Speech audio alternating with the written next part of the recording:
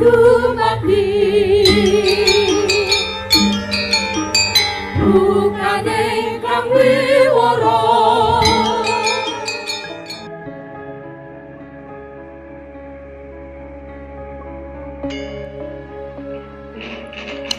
Kematian Ratu Mas Truntum sungguh membawa akibat besar. Kemurkaan Amangkurat Agung yang mendapat kabar dari tabib kepercayaan istana bahwa sang istri tercinta mati karena diracun pun sudah tak terbendung lagi. Kesalahan ditimpakan kepada siapapun yang dianggap dekat dengan Ratu Wetan. Tak tanggung-tanggung, semua wanita pelayan yang menghuni Keputren Wetan dianggap salah karena lalai menjalankan kewajiban menjaga dan melindungi sang ratu. Tak ada jalan lain untuk menangkap tikus di dalam lumbung, maka lumbung pun harus ikut dibakar. Dengan demikian, perintah untuk membalas kematian sang istri tercinta. Hidup terasa hampa setelah kehilangan perempuan yang membuat hidupnya bahagia. Tak ada lagi panutan hidup untuk dijadikan tempat bersandar dan mencurahkan segala keluh kesahnya. Tak ada lagi sosok kuat yang mampu meredam gejolak amarahnya. Hanya cinta kasih Ratu Mas Truntumlah gejolak nafsu Amangkurat Agung dapat diredamkan. Dialah pawang harimau yang sanggup membuat keliaran Raja Mataram luluh dalam rengkuhan dan pelukannya. Hanya perempuan itulah yang dapat menjinakkan ledakan keangkaramurkaan di hati Amangkurat Agung. Kini sang pawang telah tiada, sehingga keliaran harimau di hatinya pun semakin menjadi-jadi. Kemarahan karena kematian sang istri tercinta dilampiaskan kepada siapa saja. Kematian istri kesayangannya itu akibat kelalaian dari para dayang istana, sehingga sudah sepantasnya mereka pun mendapat hukuman yang setimpal. Tanpa rasa belas kasihan lagi, ratusan abdi dalam Keputren diperintahkan untuk dibunuh. Tak peduli lagi mana yang tak mengerti permasalahannya ataupun mereka yang sebenarnya turut terlibat dalam pembunuhan itu. Amangkurat Agung sudah tak peduli lagi. Para prajurit Algojo diperintahkan untuk membantai mereka di alun-alun Pleret. Tindakannya ditujukan sebagai pelampiasan kemarahan sekaligus memberi pelajaran kepada siapapun yang berani menyakiti hatinya.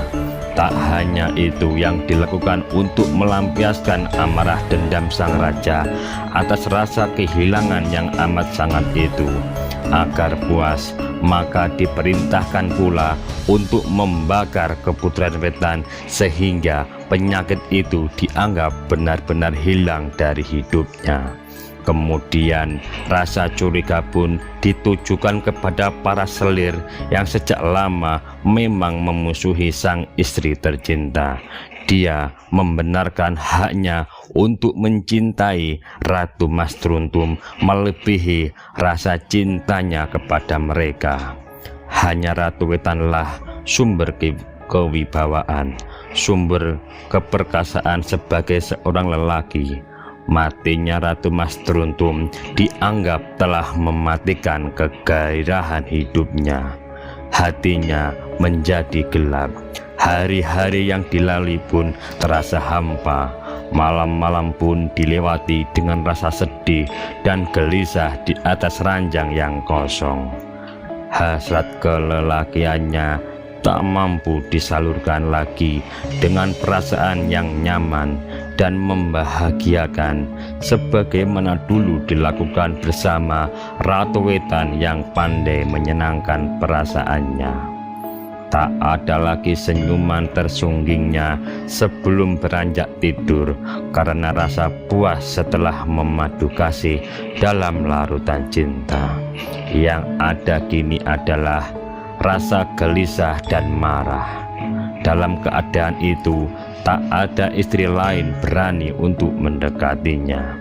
Amangkurat Agung benar-benar merindukan wanita tegar yang berani mendekat jika kemarahan sedang berkobar hebat. Hanya dialah yang sanggup meredam luapan bara api di hatinya. Dengan cintanya lah kesejukan dapat diperolehnya kembali. Kegusarannya semakin menjadi-jadi.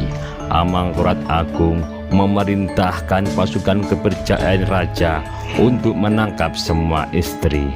40 lebih selir pun dianggap bersalah karena memusuhi Ratu Wetan semasa hidupnya. Semua harus dikorbankan untuk menyusul dan meminta maaf kepada istri tercinta itu.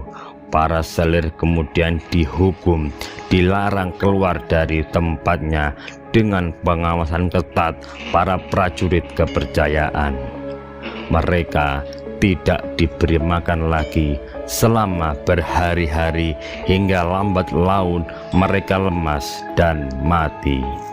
Akibat kemarahan sang raja atas kematian istri tercinta, semua istrinya turut dibunuh dengan jalan, dikurung tanpa diberi makan dan minum.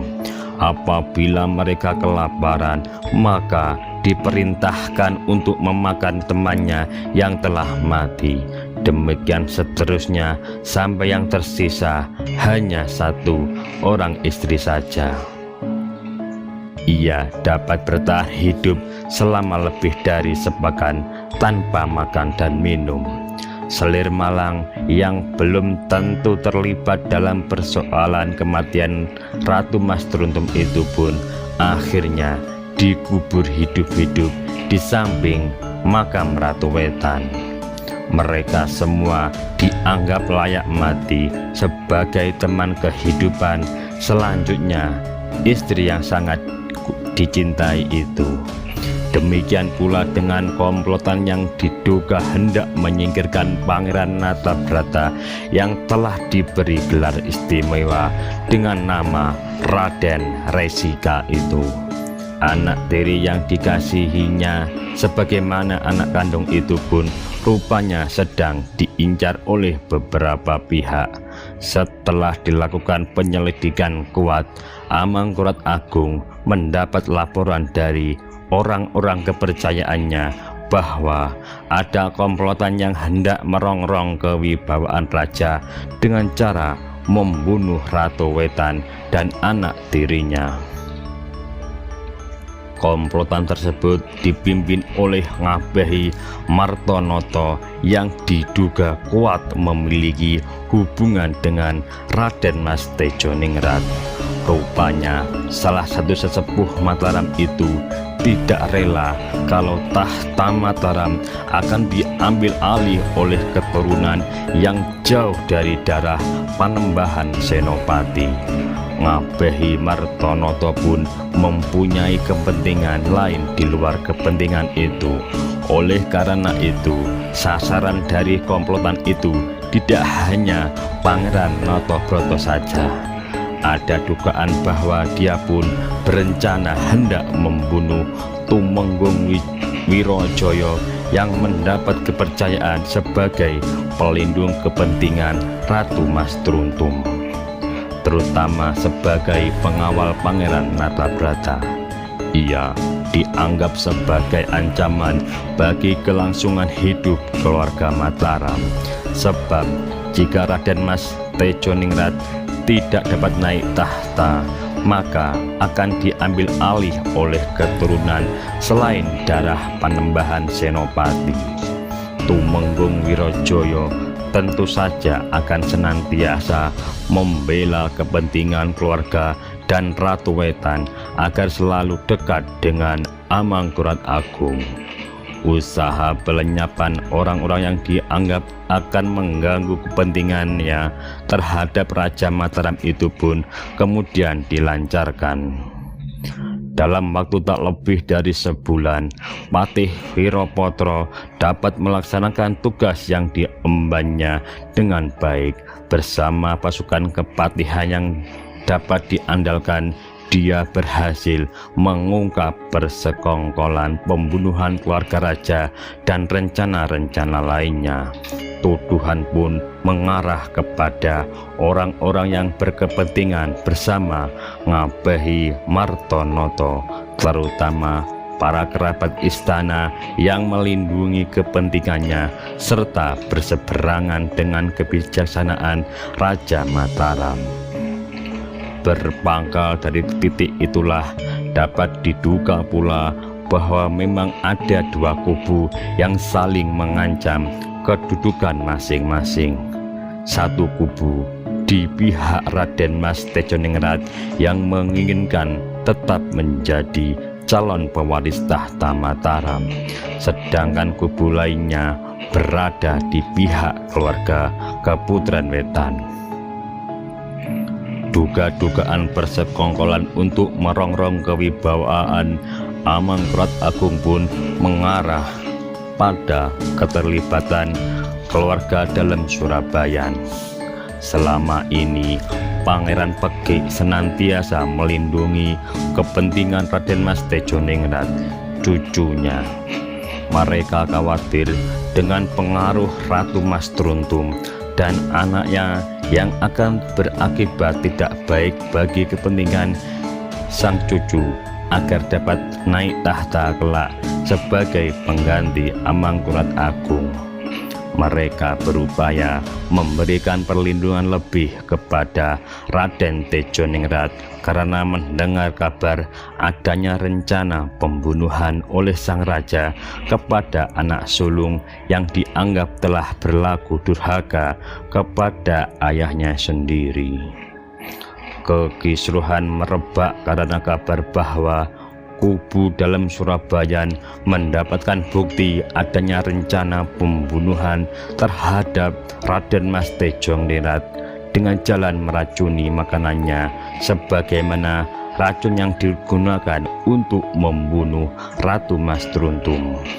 Menurut laporan, percobaan pembunuhan terhadap Raden Mas Tejoningrat yang telah dicopot gelarnya sebagai Adipati Anom Mataram itu dilakukan sebanyak 2 kali, dan beruntung jiwa anak muda itu masih dapat diselamatkan karena cepat diketahui sebelum makanan beracun itu disantapnya.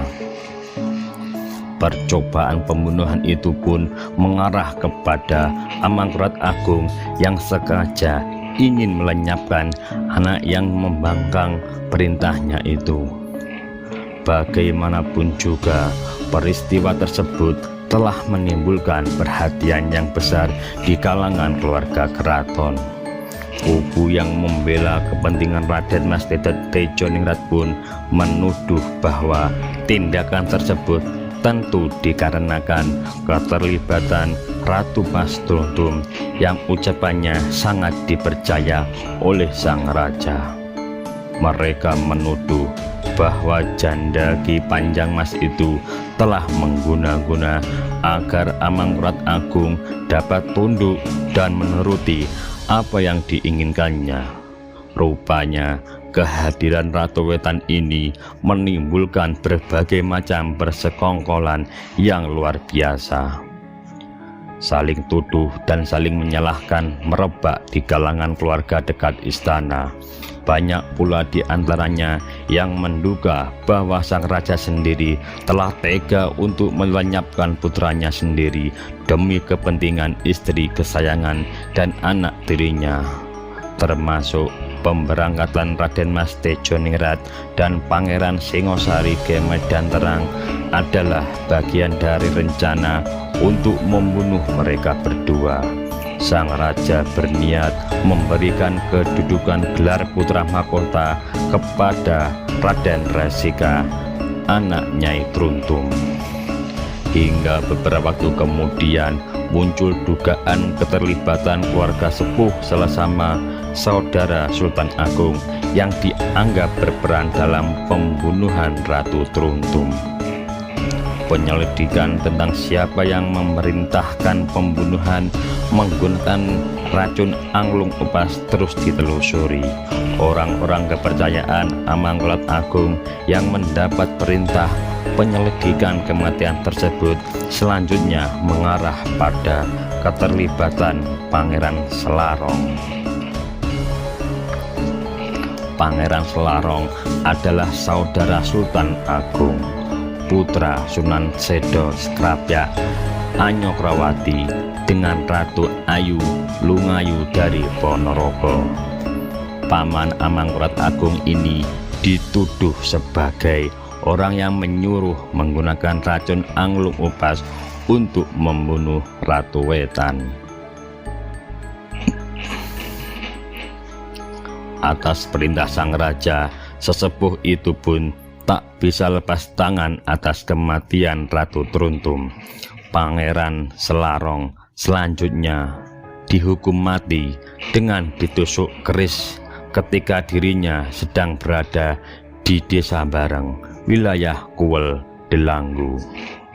Rupanya kematian Ratu Wetan yang mendadak dengan gejala-gejala yang mencurigakan sangat membuat marah dan kecewa hati Amangkurat Agung.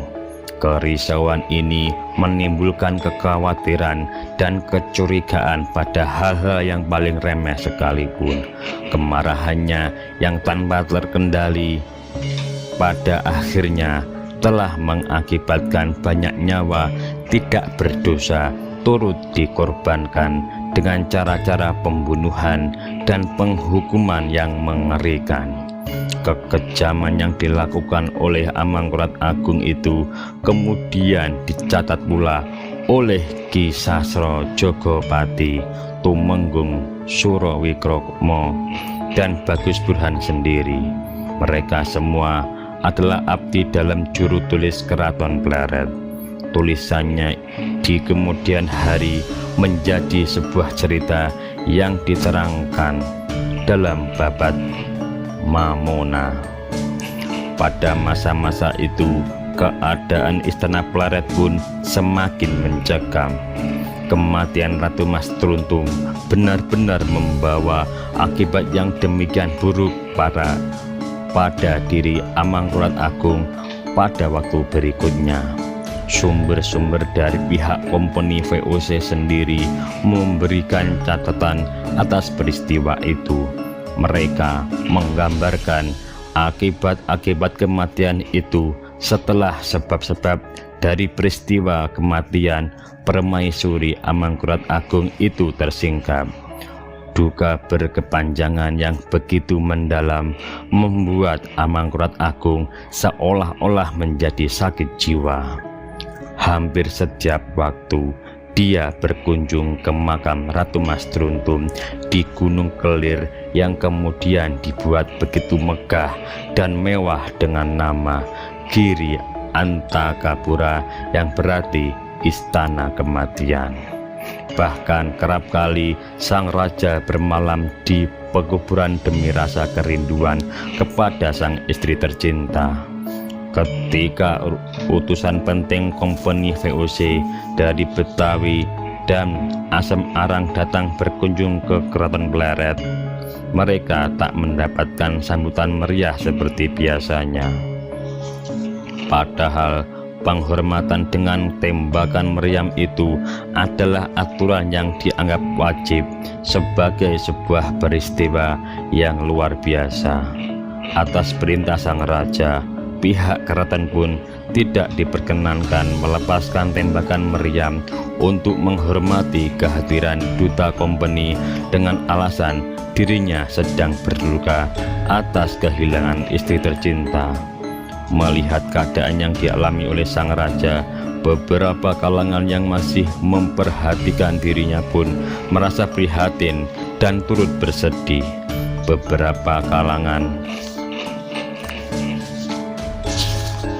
beberapa kalangan dan kerabat istana yang dekat dengannya dan dipercaya pun bahkan dengan penuh hati-hati mengutarakan maksud mencarikan pengganti seorang wanita yang keturanggaannya sepadan dengan Ratu Mas Truntum.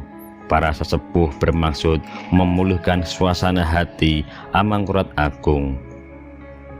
Beberapa di antaranya berusaha mencari cara-cara tertentu dengan memeriahkan orang-orang yang dipercaya guna menemukan sosok perempuan yang dimaksud. Banyak kalangan dekat yang merasa iba dan prihatin melihat keadaan Amangkurat Agung. Rupanya seorang raja yang mempunyai kekuasaan besar itu pun tidak mampu mengendalikan dirinya sendiri. Ternyata seorang wanita bisa menyusup ke dalam jiwanya dan menggerakkan seluruh isi hatinya. Amangkurat Agung sendiri pun merasa wajib berbuat sesuatu dengan tujuan mendapatkan kesenangan dan kebahagiaan si wanita dan dirinya sendiri. Demi wanita yang sangat disayanginya itu, dia seperti dibutakan matanya oleh cinta. Tak peduli harus mengorbankan kewibawaan, kehormatan, dan kekuasaannya sekalipun. Tak dapat dipungkiri bahwa Ratu Mas Truntum bisa memperoleh segala apa saja dari sang raja. Hal itulah yang membuat kecemburuan dan rasa iri dari beberapa pihak lain yang hidup di sekitarnya. Beberapa waktu kemudian, Amangkurat Agung mendengar laporan yang begitu mengejutkan dari medan peperangan di pesisir utara sana yang tak kunjung selesai. Laporan tersebut mengabarkan bahwa Pangeran Singosari telah gugur ketika bertempur melawan pemberontakan yang dikobarkan oleh Trunajaya dan laskar-laskar Bugis. Semakin hancur hati sang raja mendapat laporan kematian putra tercinta yang dianggap paling patuh pada nasihat dan perintahnya. Sikapnya yang patuh itulah yang kemudian membuatnya dipercaya menjabat gelar Adipati Anom menggantikan putra sulungnya. "Iblis laknat, keparat, bangsat kau Trunajaya!" Teriaknya begitu keras bagai auman seekor singa tua yang marah bercampur sakit hati, sedih, kecewa, dan rasa penyesalan. Orang-orang kepercayaannya tertegun mendengar suaranya yang meledak-ledak penuh kemarahan bagaikan suara guntur pecah di langit gelap. Namun semua yang hadir di Paseban hanya mampu menunduk. Tubuh mereka tertekuk dalam sikap duduk bersila. Mata Amangkurat Agung nyalang menatap ke atas langit-langit pendapa si Tinggil dengan tangan kanan yang terkepal mengacung ke atas pula. Darahnya benar-benar mendidih demi menerima kabar yang langsung menyengat hatinya. Sebentar kemudian Amangkurat Agung menghempaskan diri di kursi singgasananya dengan sikap begitu lesu. Tubuhnya seakan-akan telah tak bertulang lagi. Kepala dan badannya tertekuk ke depan, bertopang pada kedua telapak tangannya untuk menutup rapat-rapat mukanya. Tiba-tiba badannya berguncang hebat. Rupanya dia tak kuasa untuk menahan kesedihan yang datang bertubi-tubi menghantam hidupnya. Sang Raja Mataram meraung-raung dalam tangis yang begitu memilukan.